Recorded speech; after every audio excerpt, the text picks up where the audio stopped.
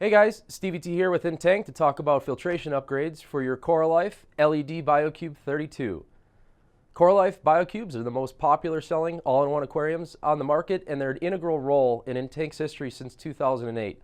We'll talk about that more at the end of the video, but now let's focus in on our filtration upgrades, Media Basket, Fuge Basket, how to install them, and why they're beneficial for your aquarium.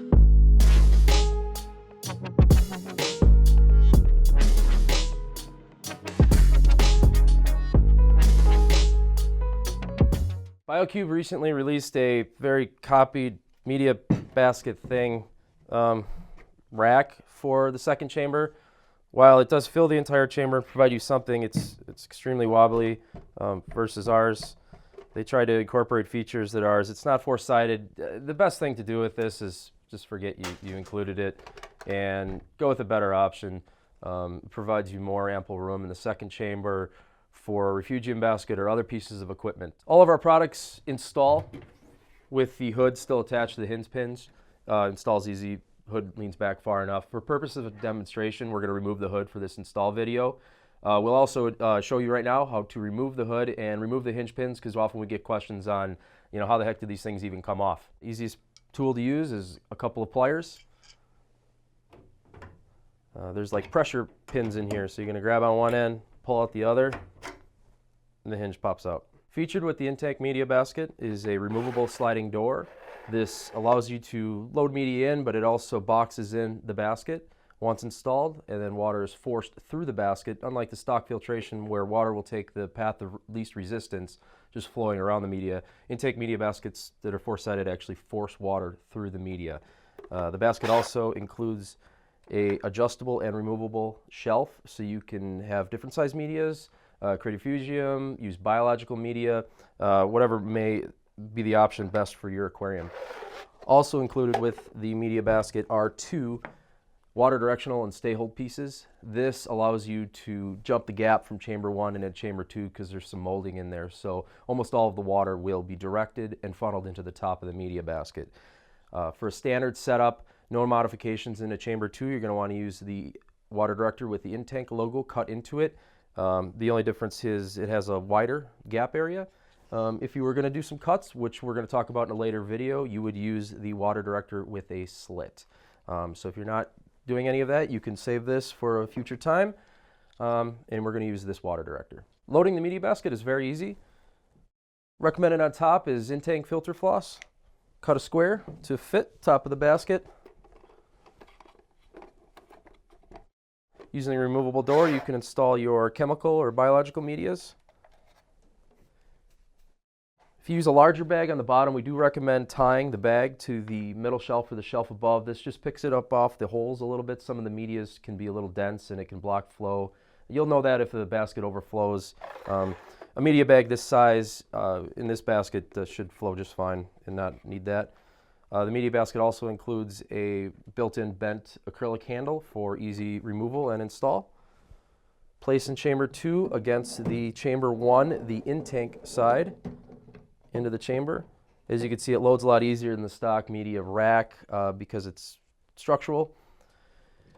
Using the water director, tip it towards the rear. The water director locks around the chamber 1 baffle and around the media basket wall.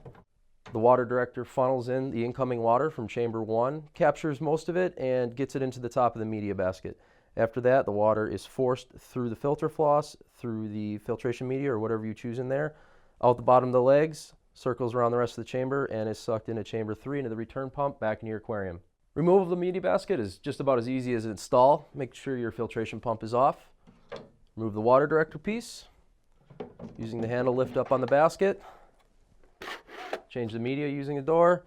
Filter floss can be changed without removing the media basket. Again, it's about once a week on an average aquarium that's been cycled and aged.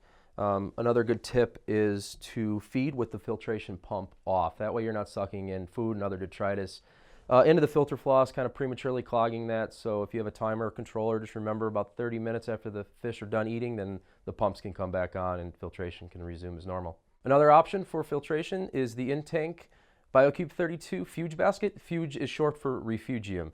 It features laser cut finger holes for easy install. So you would load your macroalgae chaeto in here, or you can even use biological media. Installs next to the media basket in chamber 2, and then after install it is boxed in.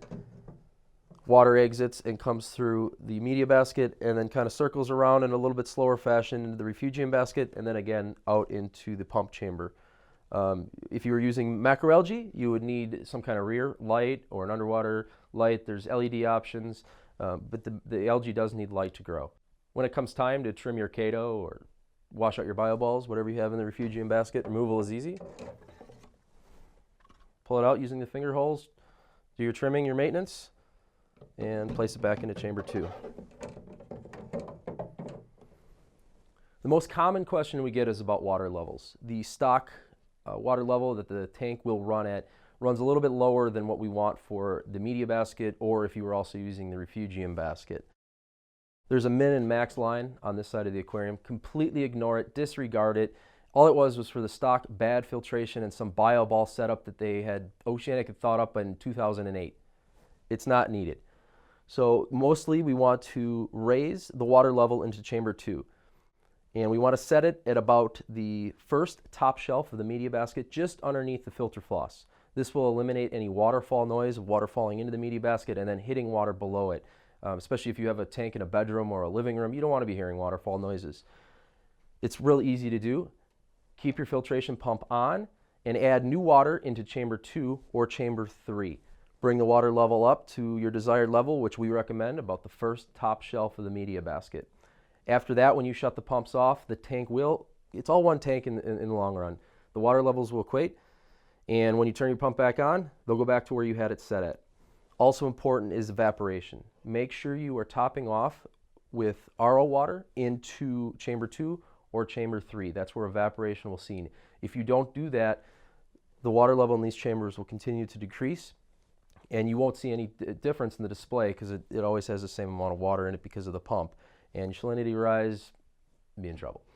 So make sure you set the water level at first time and keep it topped off there, and you won't have any issues and you won't have any waterfall noise. Again, all products can be serviced and installed with the stock hood on.